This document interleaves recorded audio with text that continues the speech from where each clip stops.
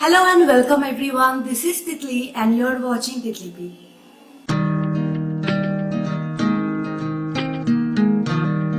I'm here with 3 book reviews and 2 of them which are very short stories and 1 is novel. Now the 2 of the books that I'm going to review today was in my June TBR list, which you haven't seen already, then go and watch it. What are you waiting for? I will put the link in the description below or in the iCard above. So go and watch it. I have shared my June TBR over there. Now this month I have successfully read 2 of the books from my June TBR list, which I am feeling very happy about, and also I have successfully read 1 more short story. So it's like 3 books already within 15th of month, and I think I am skyrocketing on with it. I'm generally a very slow reader, so if I am not going with the technicality, I have read 3 books, and if we are going with technicality, then 1 book, 2 short stories and 1 more that is going on. So yes, without any further ado, let's get started with my book reviews. The first book review I'm going to talk about is Kumari Devi by Benjamin. This is a very short story about 54 pages, and I read this on the Juggernaut app where so many short stories are available. I think this app is becoming one of my favorite now because it has so many stories and other books available for free. I mean, what do we need more? An app that gives you free books. Also, you can buy books over there, like the PDF version, and you can go ahead if you like reading soft copies. I'm not a big fan of it, but when it's free, I'm not the one to judge. So yes, the first book that I'm going to talk is Kumari Devi.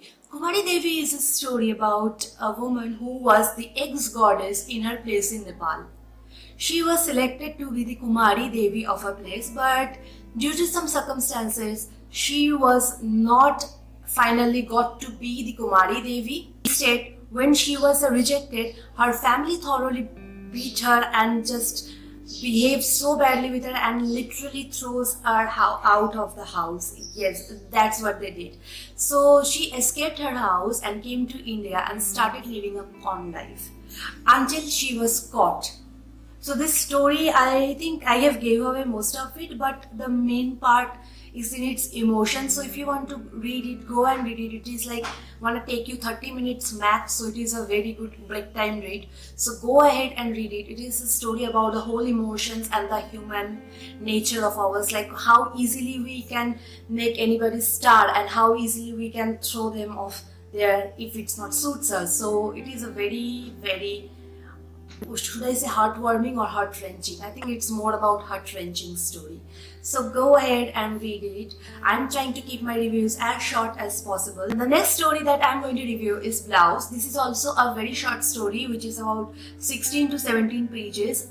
This is the story from Perumal Murugan. Now if you haven't heard me speaking about Perumal Murugan, then I think you haven't watched all of my videos. Go and watch it. So Perumal Murugan is one of my favorite Indian author. His writing is very nice and he goes through so many human emotions and digging through them. He explores them so well, and this book is one of that. I wouldn't say it book, I'm just keep referring it to, but this short story is one of that. In this story, we come to a son who is a doctor, by the way, is very much disgusted to look at his mother's breast. Now, if you know, the older women in our place, in the village areas mostly, they don't like to wear blouses. They simply just tie up the sari and go on with it. So in this story, the older woman wears sari, but she don't really cares much or bothers much about wearing the blouse, which she feels is very constructing her from doing all the chores she does. So, but this way she just goes on with her daily life. But the son, day by day, grows very irritated, very disgusted by the sight of her breast. Now, keep in mind in the story, even though we talk about the breast, the moral I think would be how we sometimes feel very much ashamed or embarrassed by the things our parents do. And we kind of forget that they are the reason we are here. They are the reason we are something now. The story is more about that. Even though the son is a doctor, the son is something, he has drank milk, the first food of his life, from that very breast. Now he is so disgusted from that he conspires with all his family to buy his mother a blouse. And when they went out and got blouse for her, she feels very uneasy with it, because that is not something she wears generally, and all of a sudden at this age everyone coming to her, even her husband coming to her and asking her to wear a blouse, her daughter-in-law coming and asking her to wear the blouse, because they all feel ashamed and they don't want anybody else of the village to come and see the position she is in without wearing a blouse, only the sari. So this is how the story builds on. They do not care about her emotions, even not her physical problem. When she actually grows a cyst under her arms, they doesn't care. They just went ahead and get her a blouse, and that's how the story ends. So it is a very heart-wrenching story again, how the son, who is essentially a doctor, was ashamed of a human body part. A human body part, not only just a human body part to say, but the body part that has fed him his first food and the body part of his own mother. So this is a very story that it is a very short story, but I would say it has layers in it, and I really like to think deeper with all these stories, and I try to find more meaning. Like, I would say this was essentially the outlook how we get sometimes when we grow up, especially in our teenage years. Sometimes we feel ashamed of our parents or feel embarrassed of them, and yeah, that's all. Like, so we sometimes forget that however we are, our parents accept us like that, yet we feel embarrassed and sometimes not feel very comfortable with them. I think it is the moral of the story, how it goes. Well, I am saying it from my perspective. If you have read this story, if you have any other perspective throughout this story, don't forget to write it in the comment below. Now, the third book I read this month, or rather the first book, that is Eleanor Oliphant, is Completely Fine. Now, Eleanor Oliphant, who is our main protagonist, is about 29 years, in her late 20s. She is fine. She is completely fine with her life. She has a job she goes to. She has a routine that she always follows. She has her vodka and her frozen pizza for her weekends, and she has one day call to her mother. So this is all her life is about. She doesn't understand the interaction between other humans. She doesn't understand the need for interaction with other human rather, and she rather very much be with her own self. Now, she is somebody who is considered to be the office weirdo along her office mates, and also other people on the way also feels very different about her. But what actually makes Eleanor so different, so weird, is what we actually see in this story.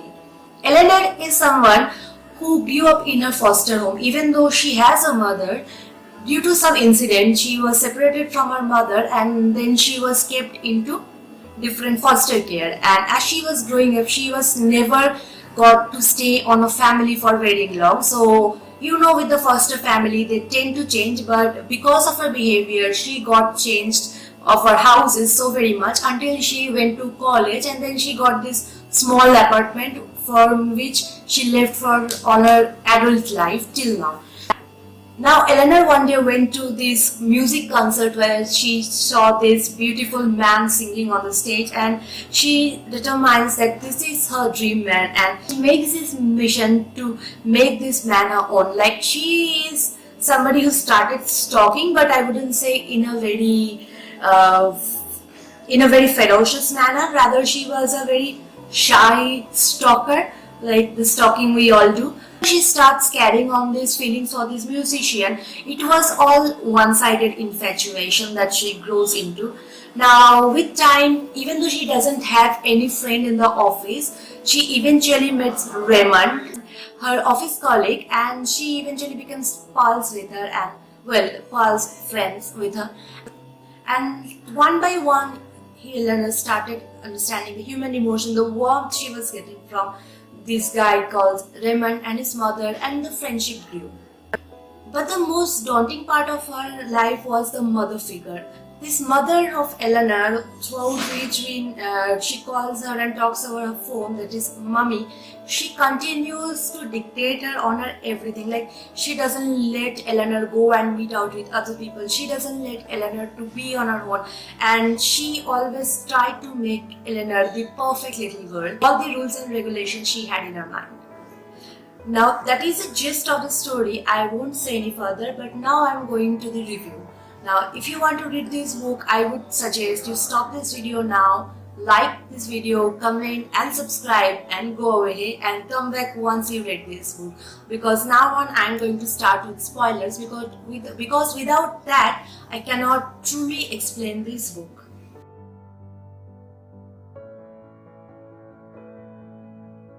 Now coming to the review. I have been thinking about this book to post a review for a few days, but something recently happened which pushed me to post this review now only, because it is a book that talks about mental health. This is a book with a character who has mental health issue. Now, we all tend to ignore or sometimes even don't want to talk about our mental health. I don't know why. We are in 2020, we are suffering pandemic and so on, yet we are so fragile about our mental health. Now, Eleanor, even though she is a weird person, she is not somebody who is afraid to go and seek help for her mental health. Now the story goes on, as I said, that Eleanor is considered to be the weirdo. She was very much excluded from the society. She barely has any friend until she met this old man and this Raymond. The old man had got into an accident, rather a physical accident. So when Eleanor helped him, she go to the hospital, meet this man, and they talk and they become very good friends. And that is the first time Eleanor felt something about the human interaction she had for the first time.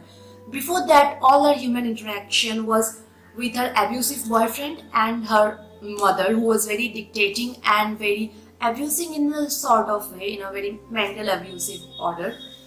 Now I wouldn't say why, because you have to read this book, because if I actually say everything, you won't be reading the book. Not talking about the mental health. Eleanor, eventually as her life goes on, she starts feeling maybe her life is getting better now that she has a friend, that is Raymond, to talk to. Now she has a Laura, that is the old man's daughter, that she went and got a makeover from. She has that old man who died recently. Now, even though everything was seemingly fine, something just happened to her. And out of the blue, she went to commit suicide with all the medicine she had and the vodka. She started drowning herself into the medicine and the vodka. If it wasn't for her friend Raymond, who came to rescue her, talked her into going into taking therapy, I don't know, our character wouldn't have survived either. Now, even though this story talks about the mental health, I think this is the book, I would say, which has depicted quite nicely and quite realistically. Like, you don't go to a mental health supervisor, or you don't go to a counselor or a therapist and think you would be fine in a single day. There are lapses, there are times when Eleanor was shouting at the therapist because of the thing that she was pulling out of her, that she has been suppressing for so long, and also her reason for committing suicide, or her desire to commit suicide. Well, I wouldn't say desire, but these suicidal tendencies of hers, and so on. So if it wasn't for the help she took, I think she would have lapsed much faster now. Now the story, one of the reason I loved it so much, it has so much realistic base. Like, I have read quite a lot of books with characters with complex mental health, and I think she is the one who comes close to very realistic circumstances. Like, she went to therapy, it's alright, she takes her time. Like, I think for last 50 pages, we see her going into therapy, we see her talking into things, and even in the end, there are much more problems that arises. We get to know finally what was the main reason of her, all the problems that she is going to, the main reason she is in the foster care, the main reason she's suffering, everything we get to know in the end. But no one else come to her rescue. She is the one that is rescuing herself. She is taking herself to this therapy. She is understanding the relevance of the therapies that she was taking. Now that is the thing we all need to understand, that we all are human. Just like our physical problem, we will all be having our mental health issue as well. Now, what we can do, we can take help, yes. Just we have mental health issue, the first and foremost thing that is really hard to make a person with a mental health issue to come out. Yes, they do not want to talk about their problems, and I think the very reason is because no one actually listens. Like, when you go and talk to someone, they'd be like, yeah, I do have that problem. Yes, I do have depression. No, it doesn't work like that. And if your friend is having any problem, your talk essentially won't be the only solution.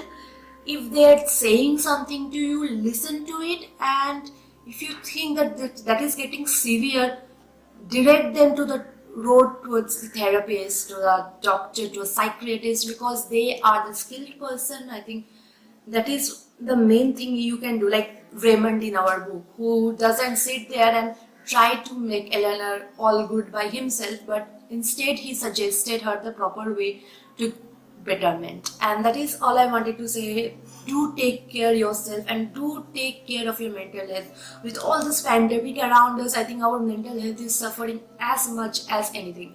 For many people, there are no jobs. We are social beings. We are not being able to go out with our friends. We are not being able to interact with other people, and all the media is through this virtual world, and this has taken a toll on us. So it is very important to just take care of yourself, because if you are understanding that you are having problem, there are people who will understand you.